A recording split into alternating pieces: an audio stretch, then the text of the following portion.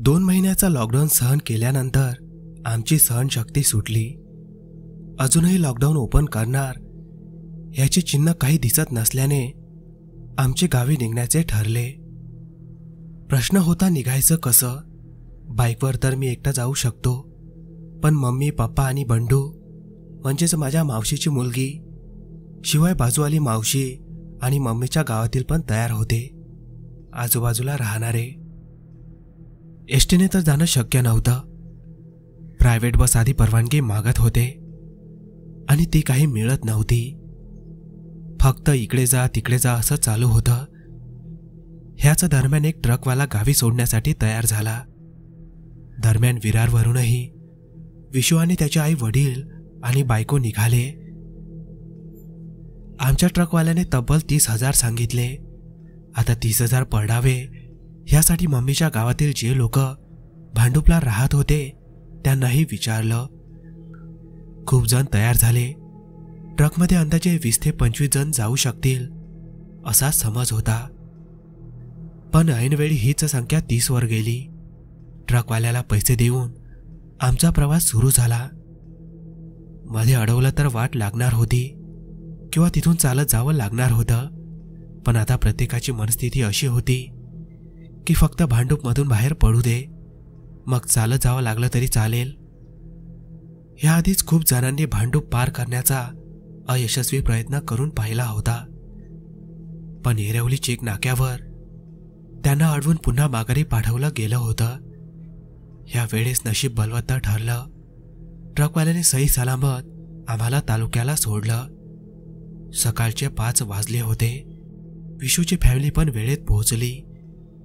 तालुक्यातील ग्रामीण रुग्णालयात मुंबईवरून आलेल्यांची नाव नोंदणी आणि होम क्वारंटाईनचा शिक्का मारून घेतला. त्यासाठी ही भली मोठी लाईन. 3 तास तिथेच गेले. तालुक्यामध्ये अपुरी जागा, त्यात पाण्याची टंचाई असल्याने प्रत्येक ग्रामपंचायतीने मुंबईकरांची सोय करावी असं ठरलं होतं. त्यानुसार आमच्या ग्रामपंचायतीने ज्यांच्या घरी सध्या वास्तव्यास कोणी नसेल तर त्यांच्या घरीच ठेवायचं असं ठरलं होतं. शिक्का मारून झाल्यावर आम्ही गावी येतोय हे सांगायला आमच्या वडिलांनी कॉल केला. बोलणं झाल्यावर त्यांचा चेहरा उतरून गेल्याचे समजले. मातोश्रीने त्याचे कारण विचारले. आपल्या घरी आधी जे गेलेत त्यांना ठेवलं आहे. आपण येऊ असं त्यांना वाटत नव्हतं. आता आपली सोय आपणास बघावी लागेल. गावची प्राथमिक शाळा ही आधीच फुल झाली होती. वडिलांनी माहिती पुरवली. मग आता आपण कुठे राहायचं? आणि ह्या लोकांनी आपल्याला विचारायला तरी हवं होतं, कोणाला ठेवण्याआधी तरी. जाऊ दे, आता त्यावर बोलून काही अर्थ नाही. हो, पण आता राहायचं कुठे? काकांनी प्रश्न केला. तेच नाही कळत आहे. आमच्या बागेत राहू शकतो, पण तिथे पाणी नाही. काकांनी म्हटलं. एक जागा आहे जिथं पाणी आहे, पण खूपच दूर पडेल आपल्याला. कुठे? किनई. किनई म्हणजे रानाचं नाव. गावापासून सुमारे 3 ते 4 किलोमीटर अंतरावर 2-4 डोंगर पार करून हे रान लागतं. 15 वर्षापूर्वी आमची तिकडे शेती होती, पण मुंबईला गेल्यावरती ओस पडली. गेल्या वर्षी वडिलांनी तिकडे जांभूळ, काजू, आवळा आणि आंब्याची काही झाडे लावली होती. पण आता तिकडे जंगल झालं असेल आणि इतकं राहायचं म्हणजे भीती. काकांनी म्हणताच मी म्हणालो, जंगल असं काही नाही. मी झाडी तोडलेत, पण जमीन ओस पडल्यात तर थोडं पहिल्यांदा वेगळं जाणवेल आणि आता दुसरीकडे काही सोय होईल असंही वाटत नाही. तिथे पाण्याची तर सोय आहे, फक्त राहायची करावी लागेल. आता काय, नाईलाजाने जावंच लागेल. काकांच्या तोंडून वाक्य आलं. त्यावर वडील म्हणाले, बरं, मी सांगतो तसं गावातील लोकांना आणि जे लागेल ते तिथं पोहोचतं करायला सांगतो. ज्या ट्रकमधून घरचे आले होते त्याला थोडं थांबायला लावून वडील खरेदीसाठी निघाले. बंडूचे पप्पा तिला घेण्यासाठी आले होते. ती त्यांच्यासोबत त्यांच्या गावी निघून गेली. मी, विशू आणि पियू एका बाजूला उभे राहून यांचं काय ठरतंय ते पाहत होतो. शेवटी किनई फिक्स झालं आणि तिथे राहण्यासाठी काय लागेल याची यादी वडिलांनी काढली आणि ते साहित्य घ्यायला सुरुवातही केली. तालुक्यातील महत्वाचे दुकान चालूच होते, ते एक अर्थी बरं होतं. भाऊ किनई कुठे आहे? पिऊ वहिनीने प्रश्न केला. त्यावर मी म्हणालो, आता तुम्हाला कसं सांगू, लग्न झाल्यास कधी घराच्या बाहेर पडलात का तुम्ही? मी गमतीने म्हणालो त्यांना. त्यावर पिहू म्हणाली, राहू द्या, नका सांगू. थोडा दूर आहे गावापासून, तुमच्या घरासमोरील 2-3 डोंगर पार करून. मी वहिनीला म्हणालो, बापरे, तिकडे जायचंय आपल्याला राहायला? हो, आता गावात घेत नाही म्हटलं तर तिकडे जावंच तर लागेल. वडिलांनी सर्व खरेदी केलं. जेवणासाठी 7-8 दिवस पुरेल इतका किराणा सोबत अत्यावश्यक गोष्टी घेतल्या. तिथे झोपडी बनवून राहावं लागणार यासाठी ताळपत्री घेतली. गावातून कोयता कुऱ्हाड मागवली होती. शिवाय मोठा टॉर्चही मागून घेतला होता. एका हातात कोंबडा. आता हे कशासाठी हा प्रश्न मला पडला होता. जवळ येताच त्यांनी विशूच्या हातात कोंबडा टेकवला. विशू त्यांना म्हणाली, अण्णा कधी कापायचा? कापायला नाही, देणं द्यायला घेतलाय. वडील म्हणाले, इथे खाण्याचे वांदे, तुम्ही देण्याच्या वार्ता का करताय बाबा? विशू वडिलांना म्हणाली, राहायचं आहे ना तिथे, त्यामुळे हे करावंच लागणार. सर्व घेऊन झालं. विशूनही बाईक आणली होती. त्याच्यासोबत पियू आणि त्याच्या घरचे आम्ही आणलेल्या ट्रकमध्ये चढलो. गावाच्या वेशीवर आलो. इथून ट्रकला पुढे येण्यास बंदी होती. ट्रक आम्हाला सोडून मावशीच्या गावी निघाला त्यांना सोडण्यासाठी. वेशीवरच अमित दादा थांबला होता. तोही मुंबईवरून आला होता. सोबत वहिनी आणि त्याची 8-10 वर्षाची मुलगी आर्या. आम्हाला तिथे बघून त्यालाही हसू आलं. गावात जागा नाही आपल्याला, त्याने दुरूनच म्हटलं. आता काय, राहू गावाच्या बाहेरच. वडिलांनी म्हटलं, त्याचीही राहायची गैरसोय होतीच. जो तो मुंबईवरून मिळेल त्या मार्गाने गाव गाठण्यासाठी धावत पळत होता. इथे आल्यावर अशी गैरसोय होईल असं कोणालाच वाटलं नव्हतं. त्याने वडिलांशी आता कुठे कसं राहणार याची विचारपूस केली. वडिलांनीही सर्व सांगितलं. तसं तोही आम्हाला सोबत घ्या असं विनवू लागला. आर्या लहान असल्याने वडिलांनी शेवटी त्यांनाही सोबत घेण्याचं ठरवलं. आता आम्ही सगळे मिळून 10 जण झालो होतो. दादानी मुंबईतून येताना घरी राहिलेला किराणा सामान आणल्याने त्यांच्या खाण्याची सोय त्यातून होणार होती. दोघांच्या बाईक एका मोठ्या झाडाखाली लावून आम्ही आता किनईची वाट चालू लागलो. थोडं सामान बाकी ठेवावं लागलं. एकत्र जाणं शक्य नव्हतं. पुन्हा दोघे चौघे येऊन ते घेऊन जावं लागणार होतं. तशी सोय करून आम्ही निघालो. बरेच वर्ष मी इकडे तिकडे रानात फिरलो नव्हतो. मम्मी पप्पा काही कामासाठी गावी आलेच तर इकडे फेरफटका मारून यायचे. जवळपास 1.5 तास चालून झाल्यावर आम्ही आमच्या जागेवर पोहोचलो. आता 11 वाजायला आले होते. उन्हाचे चटके भासू लागले होते. प्रत्येकाच्या चेहऱ्यावरून घामाच्या सरी ओसरत होत्या आणि धाबा टाकत आल्याने दमही लागला होता. एका झाडाखाली गावातल्या मुलांनी वडिलांनी जे सांगितलं होतं त्या साधन सामग्रीची सोय केली होती. शिवाय थंडगार पाणी एका हंड्यात भरून ठेवलं होतं. प्रत्येकाने पाणी पिऊन मन थोडं तृप्त केलं. सोबतच राजा, आमच्या शेजारच्या काकांचा कुत्रा, तोही आला होता. वडील गावी आल्यावर त्याच्या मागून मागून फिरणारा. घरातून आवश्यक वस्तू घेऊन येताना पाहून त्या लोकांच्या मागून तो इथवर आला होता. वडिलांना पाहून तो त्यांच्या अवतीभोवती घुटमळत होता. सगळेच जण चांगलेच दमले होते. ते सर्व झाडाच्या सावलीत दम खात बसले होते. मी, पियू आणि विशू दुसऱ्या झाडाखाली बसलो. पियूचा चेहरा तर बघण्यासारखा होता. ती चांगलीच लालबुंद झाली होती. इथे एवढी लांब शेती तुमची? बापरे, इथे पायी चाललो तरी इतकं दम लागेल. मग इथून भात घरी कसं नेत असाल? पियू वहिनीने म्हटलं. त्यावर मी त्यांना म्हणालो, त्यावेळी इतकं काही वाटत नव्हतं. सवय होती तशी ओझ्याची, आणि त्याहून मोठा गरज होती. शेतीचीही गरज वाटत होती. आता पैशाची गरज वाटतंय. पण बरं आहे बाबा, आता आमची शेती नाही, नाहीतर मी मेले असते शेती करून, पिऊ म्हणाली. पण आता शेती करायची वेळ आली आहे, त्याचं काय, विशू म्हणाली. आमच्या गोष्टी चालूच होत्या. इतक्यात वडिलांनी तालुक्यातून वडापाव आणले होते. ते आम्हाला खायला बोलावलं. आम्ही तिकडे गेलो. वडापाव खाऊन जीवात जीव आला. आता इथे राहण्याची सोय कशी करायची याची फुल टू प्लॅनिंग आम्हाला वडिलांनी सांगितली. जे सामान राहिलं होतं त्यासाठी मी, विशू, आमची आई आणि दादा इतके 4 जण जाऊन घेऊन यावं असं ठरलं. पिऊ आणि त्यांची सासूबाई आणि वहिनी यांनी जेवणाची व्यवस्था करावी असं ठरलं. वडील आणि काकांनी झोपडीसाठी जे लागेल त्याची तयारी करायचं ठरवलं. प्रत्येकजण जे काम दिलं ते करण्याच्या मागे लागलं. आम्ही जे सामान राहिलं होतं ते घेऊन आलो. तोवर चांगली दुपार झाली होती. वडिलांनी आणि काकांनी झाडाच्या फांद्या तोडून आणल्या होत्या. लांबसडक काठ्यांनी तात्पुरता आसरा उभारायचा होता. दुपारी जेवणाची वेळ झाली आणि सर्व जेवायला बसले.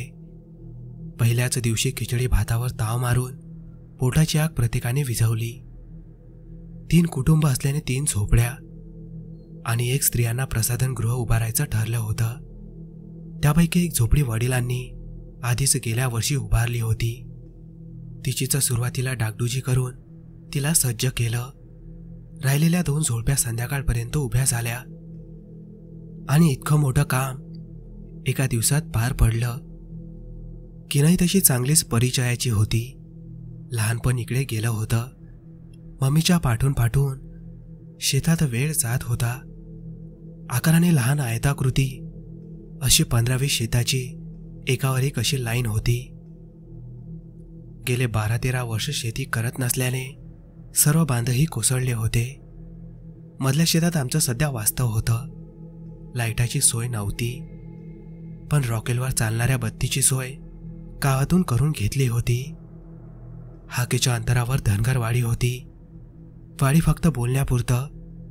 मजून 3-4 घरं तिथे होती. तिथे त्यांच्याकडे लाईटाची व्यवस्था होती.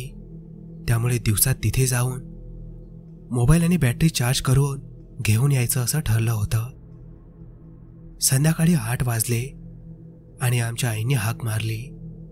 मी आतमध्ये शिरलो. तिने एका टोपलीकडे बोट दाखवत म्हटलं, जे सांगते ते नीट ऐक. हे देणं देण्याचं आहे. कसं ते सांगते.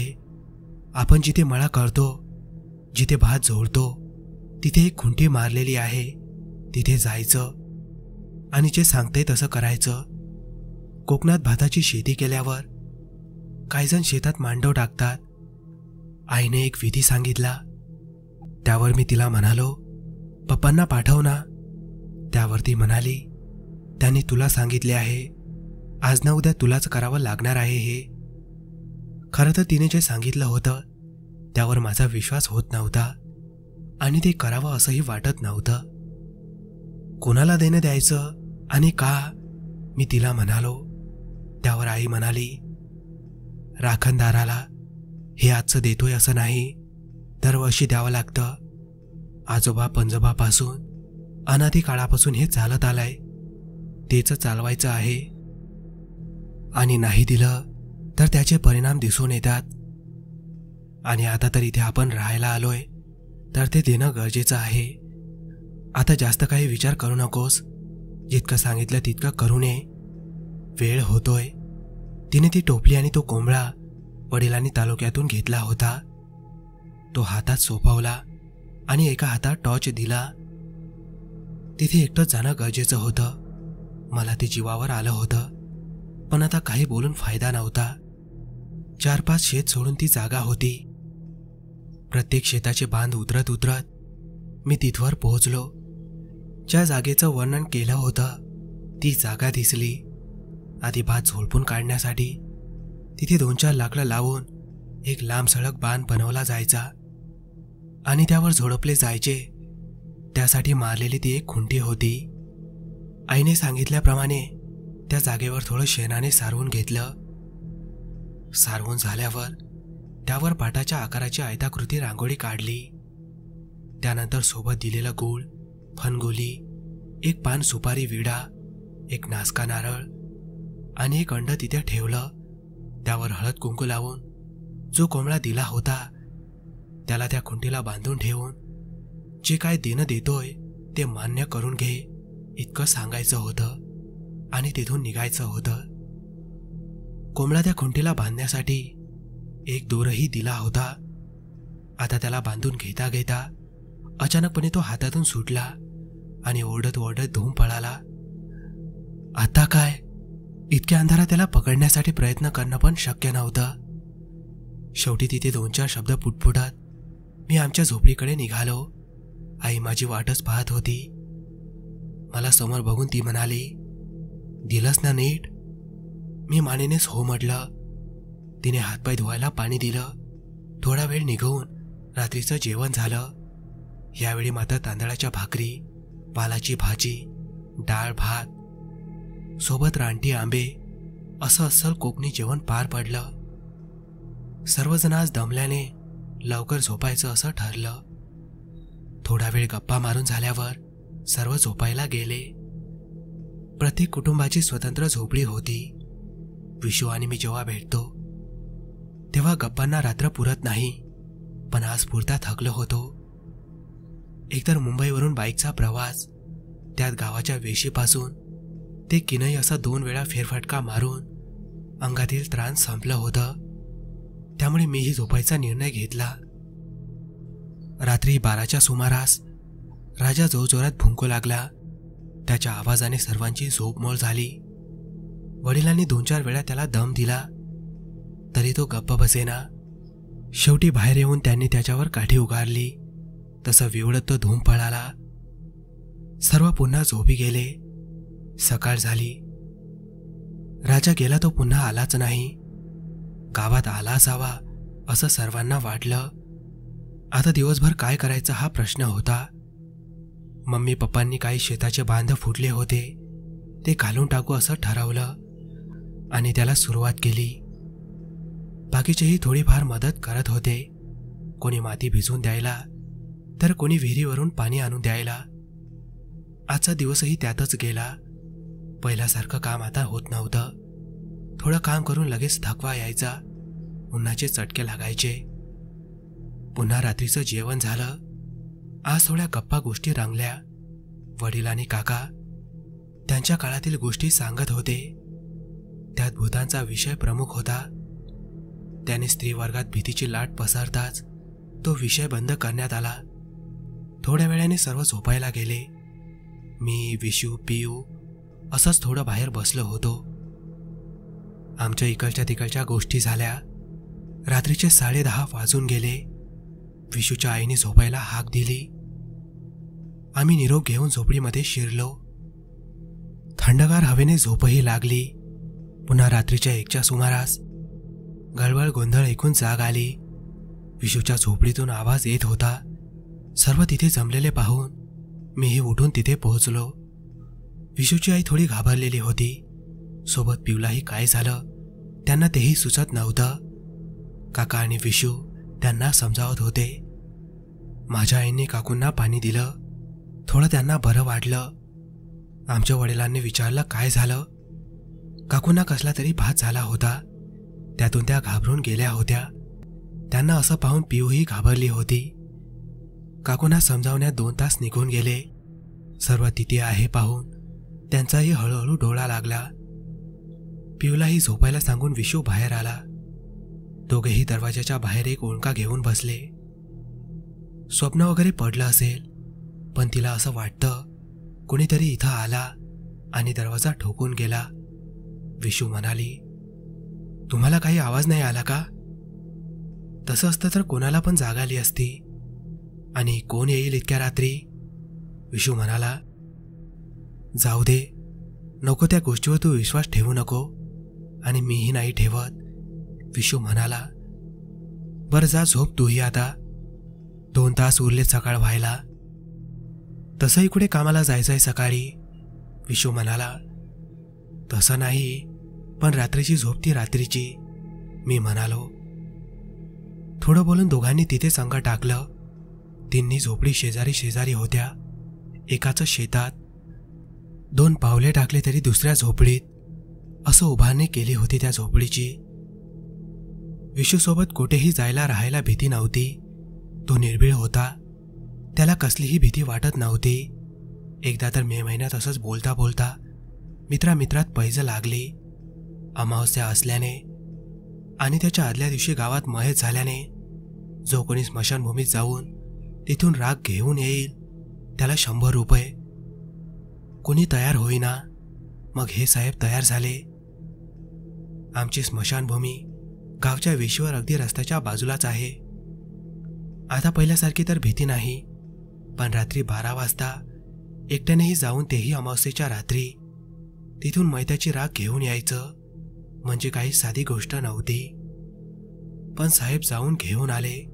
आणि इतकं नव्हे, राख कोठून चुलीतून आणली असं कोणी म्हणू नये म्हणून त्याचा पुरावा म्हणून तिथल्या मैताचा एक छोटा हाडही सोबत घेऊन आला. काय बोलावे आता. त्यामुळे आता त्याच्यासोबत इथेही कोणती भीती वाटत नव्हती. सकाळ झाली. विशूच्या आईने रात्रीच्या प्रकरणाचा धसका घेतला. इथून निघून जाण्यापर्यंत गोष्ट आली, पण जाणार कुठे हा प्रश्न होता. शेवटी तिन्ही झोपड्या एकत्र करून राहायचं असं ठरलं. त्यानुसार एकच मोठी अशी झोपडी दिवसात तयार केली. मध्ये स्त्री वर्ग ठेवून बाजूला भिंतीच्या बाजूने पुरुषांनी झोपायचं ठरलं. 2 दिवसात आमच्या गावाचं घर खाली होणार होतं. त्याला आधी सॅनिटाईज करून राहण्यायोग्य केलं जाणार होतं. त्यामुळे 2 दिवस कसे तरी काढू असं प्रत्येकाच्या मनात होतं. आजची रात्र तिसरी होती. यावेळी गप्पा वगैरे न मारता आम्ही झोपायचं ठरवलं. रात्र सरत आली. बरोबर 3च्या आसपास मला लघुशंका आली. आता सकाळी करू असं विचार होता, पण राहावे ना. शेवटी उठलो आणि विशूला उठवावं असं वाटत होतं. पण एवढ्याशा गोष्टीला पण जावत नाही का असं तो बोलणार, त्यापेक्षा जाऊन बाजूलाच करून यावं ह्या विचाराने मी मोबाईलचा टॉर्च चालू केला आणि मी बाहेर पडलो. लघुशंका करता करता माझं लक्ष समोर गेलं. 2-3 शेत सोडून आई इतक्या रात्री डोक्यावर हंडा कळशी घेऊन पाण्यावर जात आहे हे पाहून आश्चर्य वाटलं. थोडं पुढे येऊन आईला हाक मारली. तिनेही पाण्यावर जाते असं म्हटलं. त्यामुळे इतक्या रात्री जायची काय गरज आहे हे विचारण्यासाठी पुढे झालो. आणि थोडं जवळ येताच त्यांना विचारलं तर आई मला म्हणाली, दिवसाचंही मला जमत नाही म्हणून आता करते. पण हातात टॉर्च वगैरे नाही तुझ्या, मी म्हणालो. त्यावरती मला म्हणाली, एवढं चांदणं पडलंय, दिसतंय की मला पायाखाली. पण तू तर चष्मा मुंबईत विसरून आली आहे ना, मी तिला म्हणालो. आता डोक्यावर हंडा आणि हातात कळशी घेऊन टॉर्च कसा पकडणार. तुम्हाला बोलायला काय, करायला पडलं की जळ पडतं सगळं. बरं चल, मी येतो सोबत तुझ्या, असं म्हणत मी तिच्या मागे चालू लागलो. माझी आई विहिरीकडे न जाता त्याच्या विरुद्ध दिशेने जाऊ लागली. त्यावर मी तिला म्हणालो, अगं तिकडे कुठे विहीर आहे, इकडे आहे ना विहीर. त्यावर ती म्हणाली, धनगरवाडीला जाऊया, तिथल्या 2 बाया पण पाणी आणायला मदत करणार आहेत, आपल्या ओळखीच्या आहेत, त्यांनीच उठवायला सांगितलं आहे सकाळी सकाळी. तिथे कधी विहीर बांधली, ते तर आपल्याच विहिरीवरून घेऊन जायचे ना पाणी, मी म्हणालो. विहीर नाही, खाली नदी आहे, तिला आतून मोटार लावून आणली आहे वाटतं, आता जाऊ तेव्हा बघू, असं म्हणत ती पुढे आणि मी मागून चालत चालत धनगरवाडीवर पोहोचलो. आम्हाला बघून तिथली 2-4 कुती पण भुंकू लागली. पण आईने दगड हातात घेऊन त्याला पळवायला लावलं. तसं केल्यावर ती कुत्री थोडं लांब जाऊन टवकारून बघू लागली. त्याच्या अंगणाशी आल्यावर तिने मला तिथे थांबायला सांगून ती त्यातील घरापाशी जाऊन त्यांना हाका मारू लागली. 2-4 हाका देऊन पुन्हा जवळ येऊन ती म्हणाली, मोटार बंद आहे, आता खाली जावं लागेल. त्या दोघी पण खाली गेल्यात. नदी इथून किती लांब आहे? मला नाही वाटत इथे जवळ आहे म्हणून. मी म्हणालो, इथून 5 मिनिटं आहे फक्त. आता एवढं आलोय तर जाऊया. उगाच त्या बायांना पण फसवणूक केल्यासारखं होईल. आणि तिथे आंब्याची पण बाग आहे, आंबे पण भेटतील. आई मला म्हणाली. आता आंब्याची बाग आहे म्हटल्यावर माझ्याही जिभेला पाणी सुटलं. मनामध्ये जी भीती शंका जाणवत होती ती ह्याने दूर झाली, कारण आईला माहीत होतं की आंबे मला किती आवडतात म्हणून, आणि त्यासाठीच मला गावीही यायचं होतं. म्हणून आता तिच्या मागोमाग चालू लागलो. 4-5 मिनिटात नदी लागली. नदीला पाणी नव्हतं. पाणी आटलंय वाटतं. मी म्हणालो, इथं थोडं पुढे आहे पाणी. आई म्हणाली, तू कधी आलेली बघायला? तिने उत्तर देण्याच्या आधीच तिचा पाय मुरगळला आणि ती लंगलत लंगलत चालू लागली. काय ग आई, काय झालं? मी तिला विचारलं. पायाला पिळगा आला वाटतं. हे घे, इथं 2-4 पावलावर पाणी आहे, घेऊन ये, आई मला म्हणाली.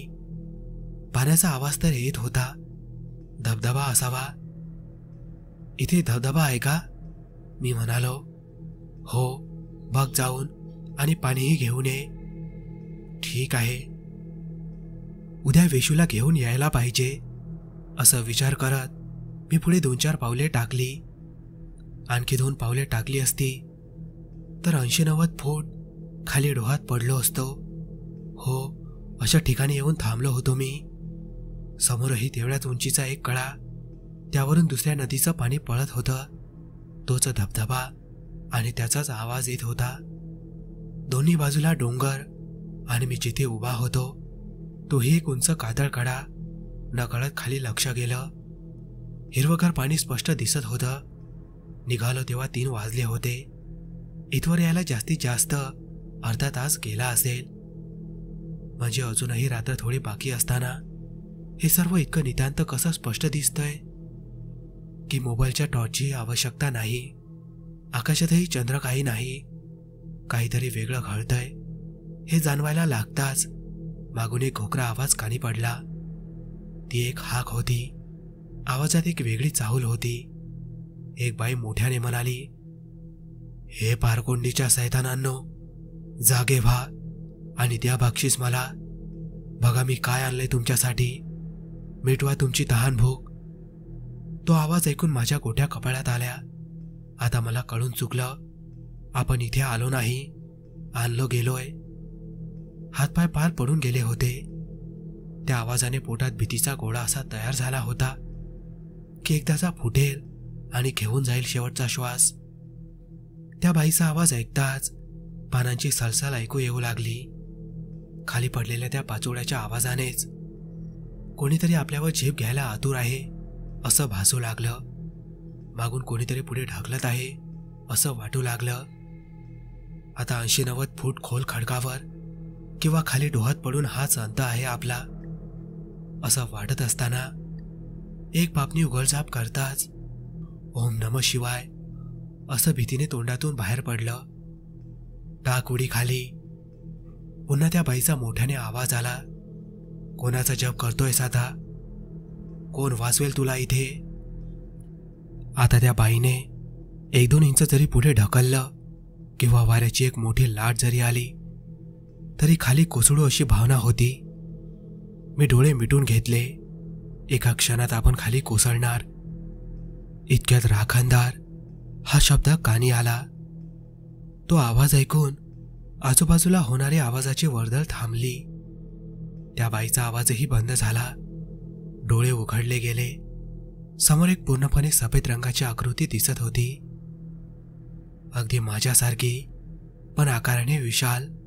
एखाद्या आकाशात ढग पाहावं असं मौशार आणि शुभ्र. त्याच आकृतीने एक हात वर करून मागे परतीचा रस्ता धर असं सुचवलं, किंवा मला तसा भास झाला. डोळ्यांची पापणी पुन्हा उघडझाप करेपर्यंत मी आमच्या जमिनीत पहिल्या शेताच्या बाहेर कुंपणावर पोहोचलो होतो. इतक्या लवकर कसं पोहोचलो, यापेक्षा जिवंत कसे पोहोचलो हे महत्वाचे वाटत होते. मोठ्याने रडावं असंही वाटत होतं, पण ह्या वयात रडणंही शोभणार नव्हतं. धडपडत कसं तरी झोपडीपाशी आलो. झोपडीचा दरवाजा मी बाहेर पडल्यावर जसा उघडा ठेवला होता तसाच होता. हाक मारली तर सर्व उठणार होते, त्यापेक्षा इथेच झोपावं असं मला वाटलं. आणि मी कधी अंग टाकलं तेही कळलं नाही. सकाळी जेव्हा जाग आली तेव्हा सर्व उठून होते. मी दरवाजा बाहेर झोपलो होतो. ते आतमध्ये कसे काय आले काय माहिती. उठून ब्रश केला. विशू पाणी आणण्यासाठी विहिरीवर गेला होता. मम्मी पप्पा शेताना बांध घालण्याचे काम करत होते. वहिनी आणि काकी जेवणाची तयारी करत होते. वहिनीने मला चहा दिला. तो घेऊन विशू जिथे गेला होता मी तिथे गेलो. आजूबाजूला कोणी नाही बघून मी त्याला बोललो, थोडं बोलायचं आहे विशू. बोल ना, तो म्हणाला. तुझा कोणावर विश्वास आहे, माझ्यावर की जास्त भूतांवर? विशू म्हणाला. काय बोलतो ते समजलं नाही. जर मी असं म्हटलं की मी भूत बघितलं आहे तर? नक्की काय सांगायचंय किंवा काय बोलायचं ते स्पष्ट बोल, विशू म्हणाला. तर मी त्याला जे घडलं ते सर्व सांगितलं. विशू म्हणाला, तू असं म्हणतोय की पारकुंडीवर जाऊन आला? माझ्या माहितीप्रमाणे आजवर तिथे रात्रीचं कोणीच गेलेलं नाही, आणि जो गेलं तो पुन्हा कधी परत आला नाही. असं म्हणतात की तिथे 2 जण जाऊ शकतात, एक ज्यांना जीव द्यायचा आहे आणि दुसरीचे रात्रीचे गवसतात आणि त्यांना तिकडे रानातलं घेऊन जातो. ते पहिली गोष्ट पटण्यासारखी आहे, पण दुसरी नाही. त्यावर मी त्याला म्हणालो, तुला चांगलंच माहिती आहे की मी कधी तिकडे गेलो नाही, पण तिथे जे पाहिलं ते मी सांगतो. पारकुंडी एखाद्या होडीच्या आकारासारखी आहे. पाण्याचा धबधबा मधोमध पळतो आणि त्याच्या पुढे 4-5 फुटावर एक भोवरा दिसतो. एकदा खाली गेलेली व्यक्ती पुन्हा वरती येऊ शकत नाही. असं 2 बाजूला डोंगर आणि कातळ कडे आहेत. जिथे मी उभा होतो तो तर एकदम सरळ सोट होता. जिथे उभा होतो तिथेच कातळावर एक वाटीसारखा छोटासा खड्डा आहे. त्यात काही बांगड्या होत्या. विशू म्हणाला, कोणत्या रंगाच्या? मी म्हणालो, मिक्स रंगाच्या होत्या. कसं शक्य आहे? तू सकाळी 3च्या आसपास जेव्हा उठलास ते मला माहिती होतं, पण तू एकटा बाहेर जायची हिंमत करतोय बघून मी जरा गप्प बसलो आणि झोपून राहिलो. तू म्हणतोयस तसं तुझी मम्मी म्हणजे काकी बाहेर नव्हती पडली, आणि ते तुला शेवटी पण समजलं. इथून तिथे जायलाच अर्ध्या तासापेक्षाही जास्त वेळ जातो, आणि तू इथे 5 मिनिटात पोहोचलास हे नक्की. पण तू तिथे गेलास हे तरी कळतं. आता पटलं का मी तिथे गेलो होतो ते? हो, बाकी सर्व कोणी ऐकूनही सांगू शकतो, पण मी तुला तिथल्या बागड्यांचे रंग विचारले आणि जे उत्तर दिलंस त्यावरून हे पटलं. अच्छा, पण तिथे सर्व मिक्स रंगाच्या बांगड्या कशा काय, आणि त्याही फुटक्या? इतक्या जणींनी तिथे जीव दिलाय का? त्यावर विशू म्हणाला, नाही, मोजून 2-3 दिलाय. त्यातील एक जण घरी नवऱ्याशी भांडण व्हायचं म्हणून इथे जीव देण्याची भाषा करायची, आणि एक दिवस तिने तसं करायचं असं ठरवून ते तिथे आली. नदीमध्ये तिला कुठेतरी काचेच्या तुटलेल्या बांगड्यांची पिशवी भेटली होती. ती तिने उचलली आणि इथे घेऊन ती आली. तिला वाटलं नवरा न्यायला येईल, या आशेवर ती राहिली. विरंगुळा म्हणून जसं दगडाची खडी खेळतात तसं तुटलेल्या बांगड्यांचा खेळही आधी खेळत, तशी ती खेळत बसली. पण तिचा नवरा काही तिला शोधायला आला नाही.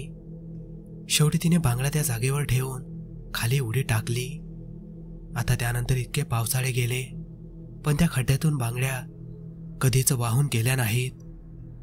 अच्छा, कदाचित तीच बाई आली असावी, मी म्हणालो. कदाचित हा भासही असू शकतो, कारण पारकोंडी इथून अर्ध्या तासांवर आहे, आणि माझ्या मते तो 5 मिनिटात पुन्हा आलास.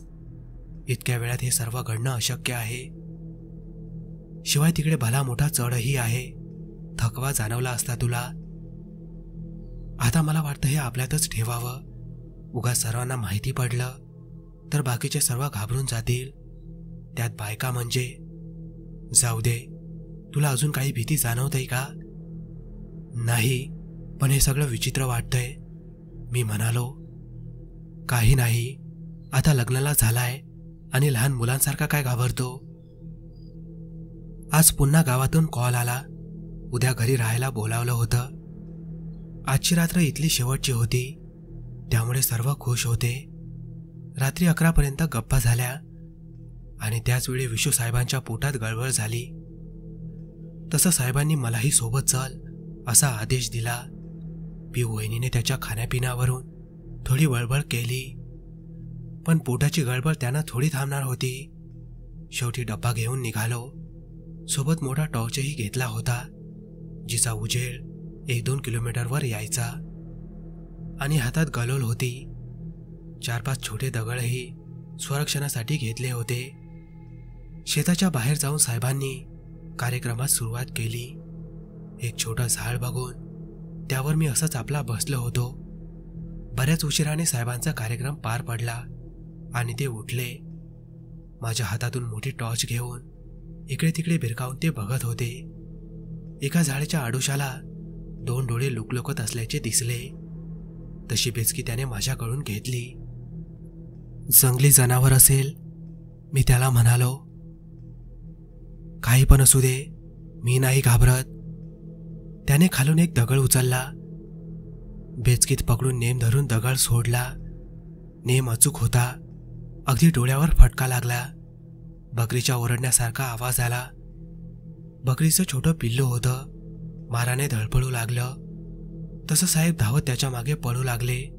मी त्याच्या मागून, पण हातात काही उजेड नसल्याने मला पुढे जायला काहीच सुचेना. 1-2 हाका मारल्या, पण समोरून काही उत्तर नाही आलं. एक जाडी आड गेल्यानंतर बॅटीचं उजेडही दिसेनासं झालं.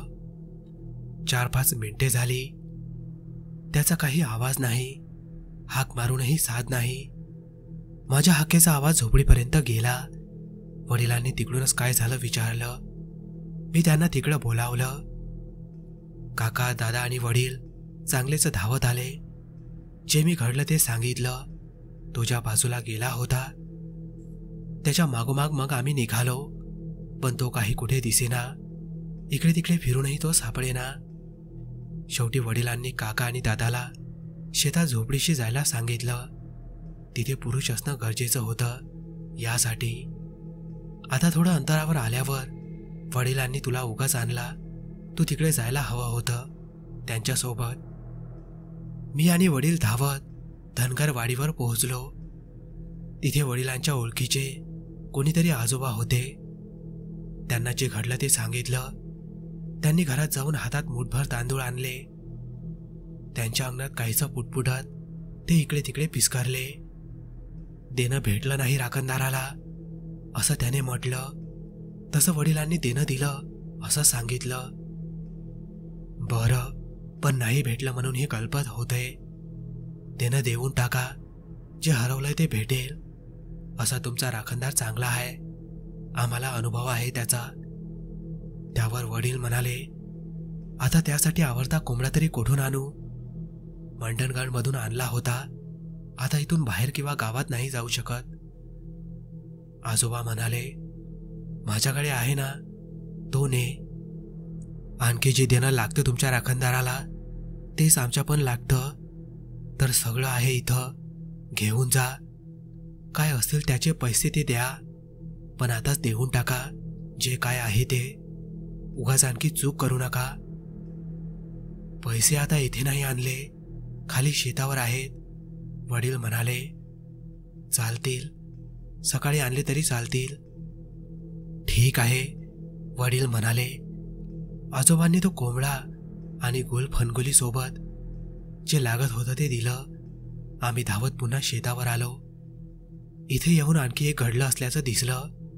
काका आणि दादा गायब होते. ते इथवर पोहोचले नाहीत. इकडे बायकांना काय झालंय ते कळत नव्हतं.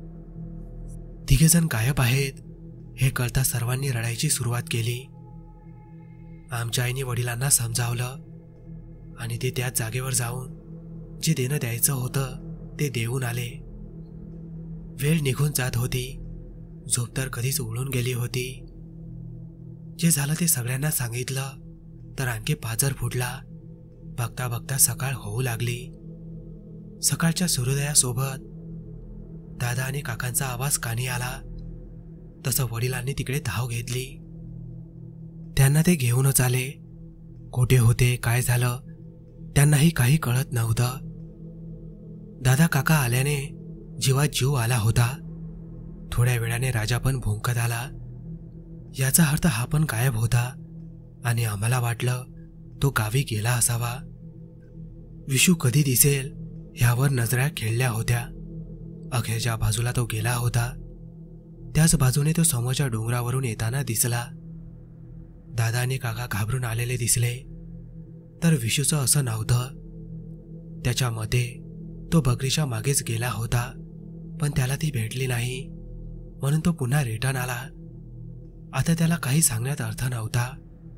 शेवटी सकाळी सर्व इथला आवरून गावातील घरी निघण्याची तयारी सुरू झाली. मी मात्र रात्रीच्या धावपळीने चांगलाच दमलो होतो. असंच मी झाडाला टेकवून बसलो होतो.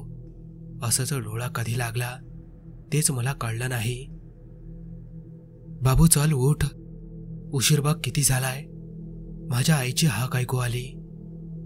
मी डोळे बंद ठेवूनच 5 मिनिटं थांब, दमलोय मी, असं मी म्हटलं. दमायला काय खोटे काम करायला गेला होतास का? डोक्यावर किरणं आली तरी झोपलाय तू? उठ आणि बेडवर झोप. मला शेणाने सारवायचं आहे सर्व घर.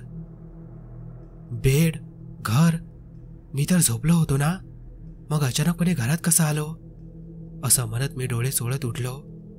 2-4 क्षण गेले आणि मग लक्षात आलं हे स्वप्न होतं. तर मी घरी येऊन आता 5 दिवस झालेत आणि आम्हाला तर घरीच होम क्वारंटाईन केलं आहे. कधी किनईत राहायला गेलोच नाही. विशू, पियू आणि त्याची फॅमिली तर मुंबईत आहे अजूनही. आणि दादा वहिनी तर कधी मुंबईला नव्हतेच. इतक्यात बाजूवाल्या आत्याने एक कोठून कोंबडा आणून दुसऱ्या रूममध्ये ठेवल्याचे सांगितले. मी म्हणालो आता हे कशाला? त्यावेळी माझी आई म्हणाली राखणदाराला जे काही देण्याचं आहे ते तुम्ही द्या, मी नाही जाणार तिकडे. मी म्हणालो तुला कसं माहिती आम्ही तुला पाठवणार होतो ते? आई म्हणाली मला स्वप्न पडलं होतं आणि काय कसं द्यायचे हे सगळं मला माहिती आहे. मी म्हणालो काय तकस देण्याचं ते सांगून मी मोकळा झालो. आईने घरातूनच खिडकीतून किनईच्या वाटेकडे हात जोडत देव रे बाबा तुझं देणं, थोडं धीर धर, आता अडकलोय इथं घरात, आधी इथून मोकळं कर, असं म्हणत काहीतरी पुटपुटलं. मी मात्र तिच्याकडे अवाक होऊन पाहतच होतो. फक्त हे स्वप्न खरं होऊ नये इतकीच अपेक्षा ठेवून. जोपर्यंत भय मनाला शिवत नाही तोपर्यंत भूत दिसत नाही. मित्रांनो, ही थरारक भयकथा तुम्हाला कशी वाटली कमेंटमध्ये सांगायला विसरू नका. भेटूया लवकरच अशाच एका थरारक भयकथेसोबत.